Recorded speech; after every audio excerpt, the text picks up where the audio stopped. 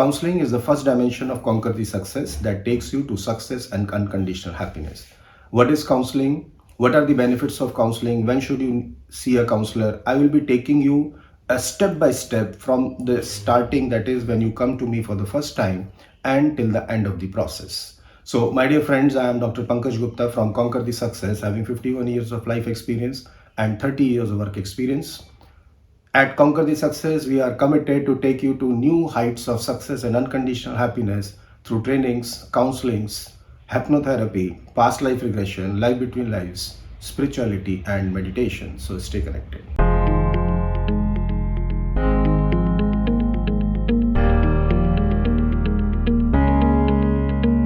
A quick recap from my earlier videos, and all these videos are attached as a link in this particular description.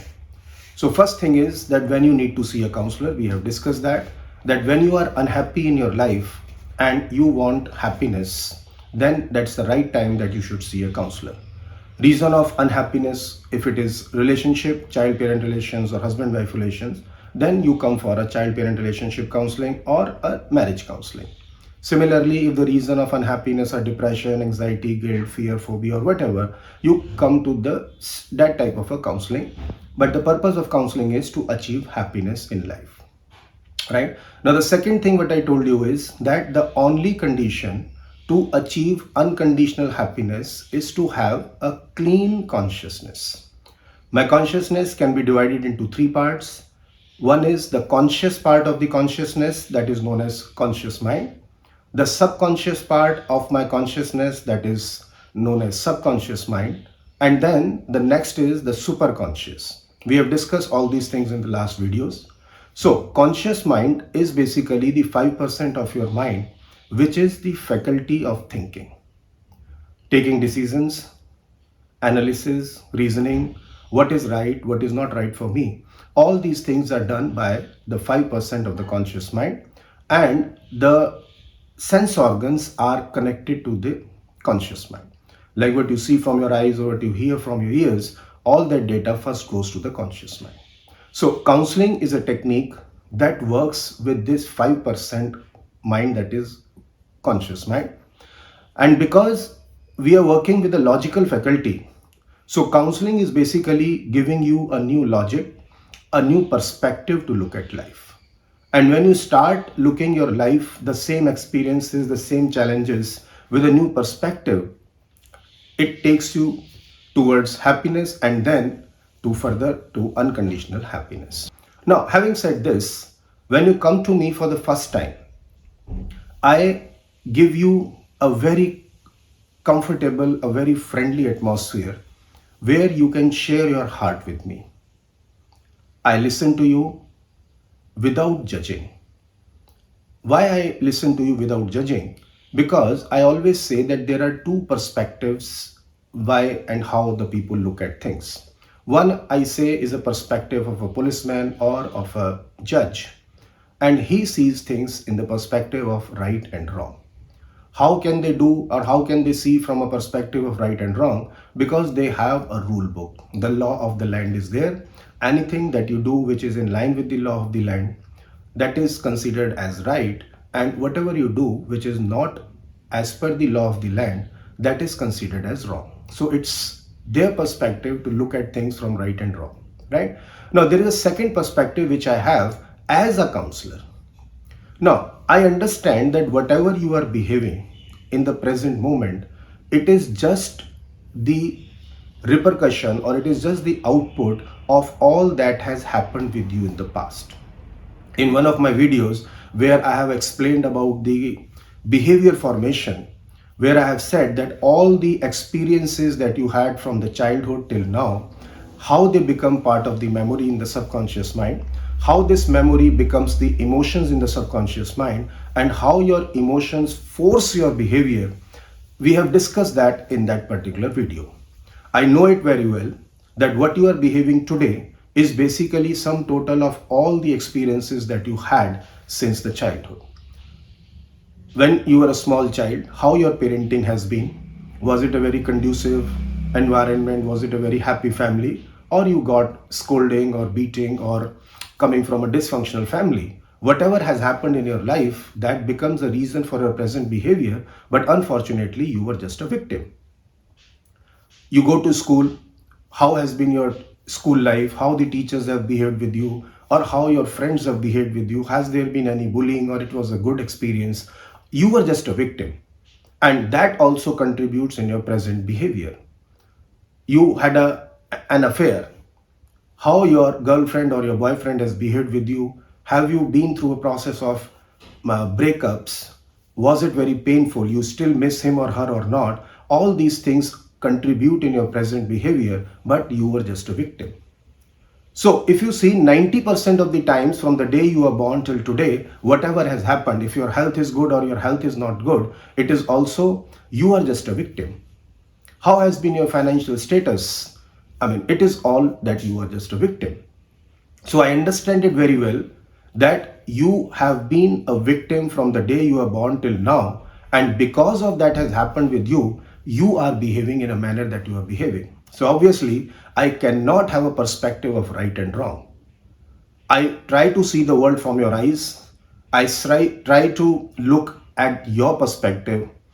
And for me, I don't make any judgments, or I don't judge you. I don't say whether you are right or wrong. I don't say whether you are a person of a high character or a characterless. I don't do anything of that. I can't do it because I know what you are behaving. You are just victimized for your behavior. Yes, your behavior may or may not be socially acceptable. Your way of behavior may not be legally acceptable. But yes, to a counselor, everything is acceptable without any judging or without any judgments on you. And then the next important thing that we do is to provide you a very confidential environment. Yes, my dear friends, whatever may happen, whatever you are discussing with me, I am not going to share either with your partners or your family or anybody else in this world. When husband wife comes to me for the first time, I give them an opportunity to speak to me in private. When I'm talking to husband, I'm talking when he's alone. When I'm talking to wife, she's alone with me. You can open your heart only when you are in an environment where you have a complete confidence or trust that whatever I am saying will remain confidential. And obviously, if you share your heart with the counselor, only then a counselor can help you to take you to happiness. Right, so that's a very important thing for us. So after taking all your details in a very friendly atmosphere, looking the world through your eyes in a very confidential environment, then the next thing that I do is identify the root cause of your problem, your behavior that you are having right now. We work out on a particular strategy, the package for you, that whether we need to do only counselings or we need to take you to a process of hypnotherapies or past life regressions or life between lives or certain trainings or meditative practices, or we need to go for the spiritual counseling. Whatever is required, we just identify everything in the first session so that you have a clarity that yes, you have a hope that yes, I can reach to a state of happiness. I can grow even further towards unconditional happiness also. And then after doing this, then the next stage is we start on the process of counseling, right? And then what we do in the counseling is, as a counselor, I never give you any suggestions. I never give you any solutions. Why? Because the problems are yours. The solution should come from within you. Because if anything that comes from within you, you will really have a passion for it. You will really have a motivation for it to implement it. If I give you any suggestions, if I try to give you any decisions, those would be motivated, those would be coming by my personality. And my personality is not your personality. And as I said that there is nothing right or nothing wrong in this world, which means that for a particular situation, for a particular problem, for a particular challenge, it's not that there is only one particular path. There can be many paths, there can be many solutions. And what is the right solution is basically the one which is as per your personality, which comes from your own within. And when it comes from your own self, you have a passion to implement it. Right. So just to explain this a little further, I'll quote you an example. I mean, yesterday, when a gentle lady had come to me and she was narrating her issues of life, And she said, doctor, my relationship, my marriage is very toxic. My husband beats me, he abuses me physically, verbally also, not giving me any financial things and things like that. And she said, I have parents, but parents will not support me, and I have no capacity to take the legal support. So what she was thinking is, she said, I'm thinking to take a divorce from this person. I have already downloaded an app where I'll find some other match for myself. I'll get married and then we'll be into happy life. So I said, perfectly fine. So I said, then what's the confusion? I mean, you already have taken a decision in your life. And then she said, doctor, I just want to know whether this decision is right or wrong.